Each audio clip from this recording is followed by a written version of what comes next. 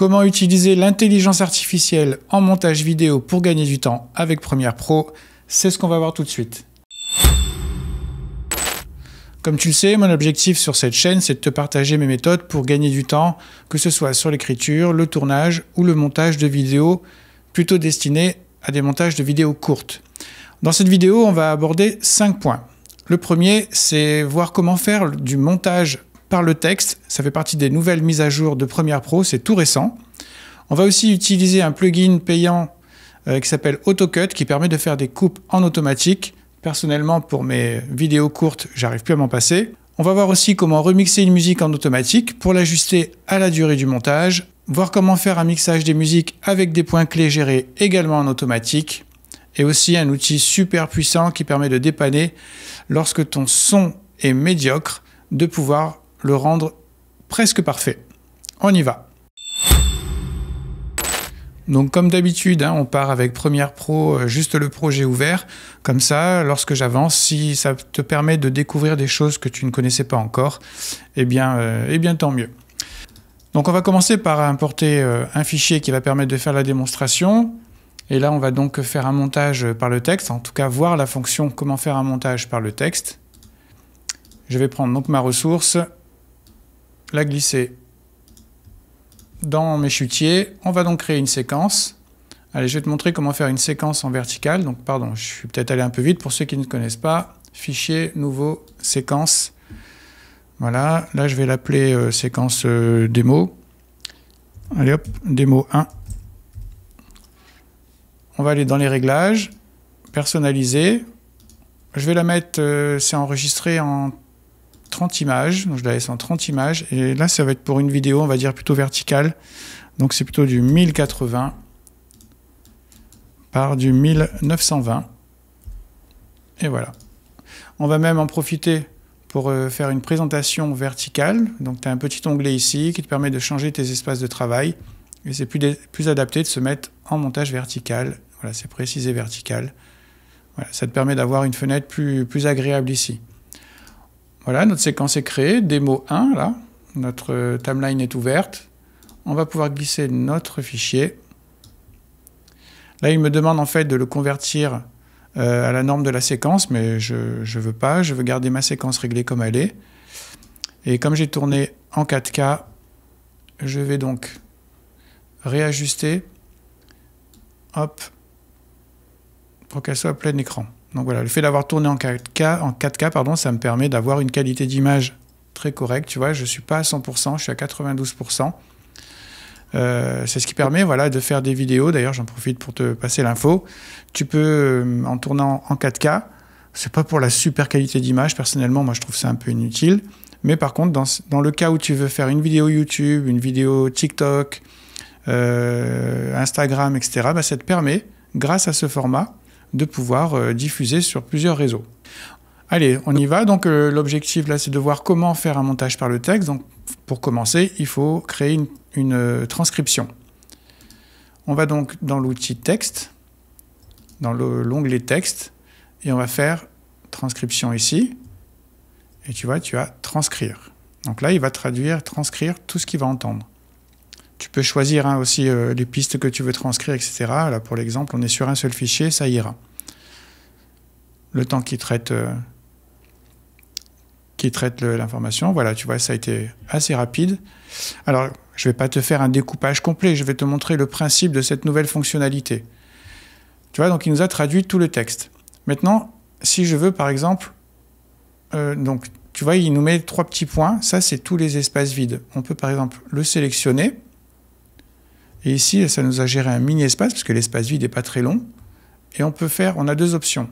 C'est ou prélever, ou extraire. Extraire, ça va carrément enlever ce passage dans notre montage. Non, là, c'était pas très visible, parce que c'était un tout petit bout. Je vais te montrer ça aussi sur une phrase complète. Allez, on va prendre même un paragraphe complet. Et tu vois, ici, ça nous a généré un point in et un point out. C'est-à-dire, si on fait extraire, il va nous extraire toute cette partie. Je vais sur le petit bouton extraire et c'est fait.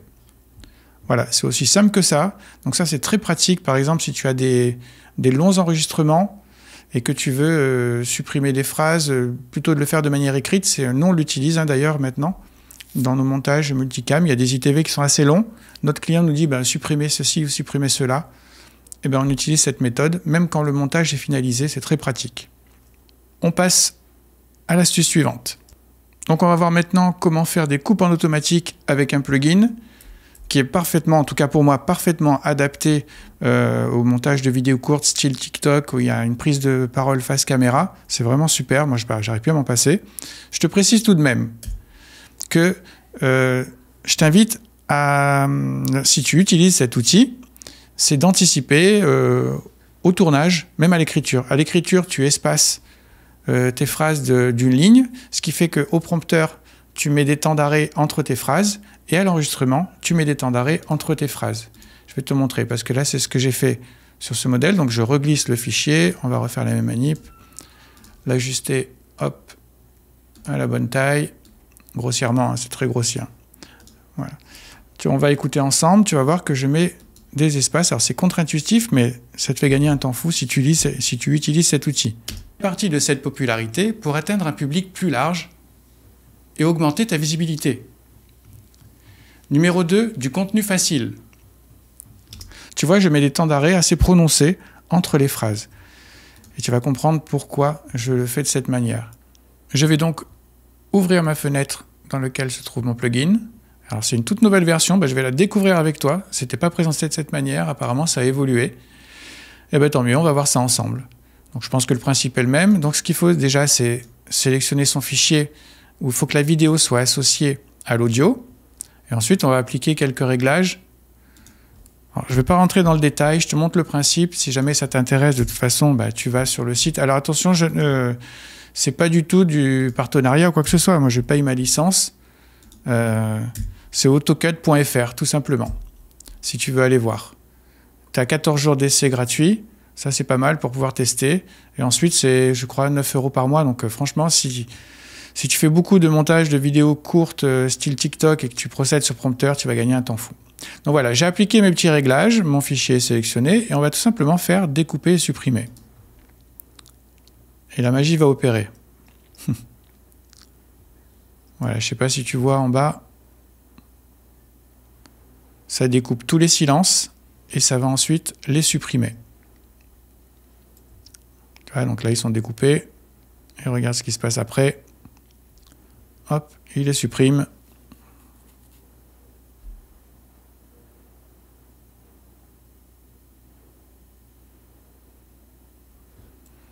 Et voilà, on se retrouve. Et ça a fait 102 coupes en quelques secondes. Donc ça, c'est quelque chose qui t'aurait pris, je pense, au bas mot, petit quart d'heure, 20 minutes. Et si tu as beaucoup de montage à faire, quand tu cumules, ça fait des heures de gagner. Donc pour 9 € par mois, ce serait dommage de s'en passer. Et donc tu vas voir, ça m'a généré des coupes. Raison de créer des vidéos. Je vais enlever cette fenêtre. Vidéos courtes, short YouTube, Reels, TikTok, LinkedIn, pour augmenter la visibilité de ton contenu. Et reste bien jusqu'à... Voilà. Et ensuite, de toute façon, je vais te mettre le lien d'une vidéo dans la description où je te fais une démonstration où j'arrive à monter donc une vidéo courte avec tous les sous-titrages, enfin bref, les effets, etc. en moins de 15 minutes et j'utilise cet outil. Tu verras, c'est assez, ça montre l'efficacité. Allez, on passe à l'outil suivant. Très bien, maintenant on va voir comment remixer une musique en automatique pour l'ajuster à la durée du montage. Tu verras, c'est un outil aussi qui n'est pas forcément très connu et pourtant aussi pratique. Donc voilà, on se retrouve avec un montage, donc c'est une campagne pour des éleveurs locaux. Je ne vais pas rentrer dans le détail là-dessus. Je vais donc venir y glisser une musique. Voilà, et tu constates qu'elle est beaucoup trop longue. Donc ce qu'on va faire, on va tout simplement aller sur cet outil, outil de rallongement, on reste appuyé et tu as outil de remixage. On prend le bord de notre piste musique et on vient le réduire. Et tu vois, il traite automatiquement et il remixe en fait, il garde les coupes, le tempo, etc. Et voilà, on se retrouve avec la durée ajustée. Là, c'était la fin, donc c'était pas la peine de garder c'est le son qui baisse. Et ça a généré, ça a gardé le tempo, etc. On passe à l'outil suivant. Donc maintenant, ce qu'on va voir, c'est comment faire un mixage de musique avec les points clés gérés en automatique. Alors, la méthode traditionnelle, c'est qu'on établit notre niveau, on va dire optimal, entre la voix et la musique. Clair du tampon. C'est l'onglet. Donc tu vois, on peut utiliser cette barre de volume, c'est tout petit, très fin. Accompagné d'échalotes, de frites et de salade. Voilà, et lorsque la personne ne parle plus, on essaye de monter le son, enfin pas on essaye, on monte le son pour remplir les espaces, parce que là tu vois, il y a des infographies. Donc on génère 4 points clés, donc pour le faire, si tu ne connais pas, tu te mets sur la petite, le petit trait du volume, et tu maintiens commande ou contrôle, selon si tu es sur Mac ou PC, et ça va te rajouter un petit plus. Tu peux rajouter des points clés. Ensuite, on sélectionne les 2 points clés en maintenant Shift, et on monte la musique. Là, je le fais violemment pour que tu comprennes le principe si jamais tu ne l'as jamais fait. De frites et de salade. Voilà, bon, c'est violent, mais tu as compris l'idée. Ok, je vais faire CTRL Z pour tout enlever et remettre tout à 0.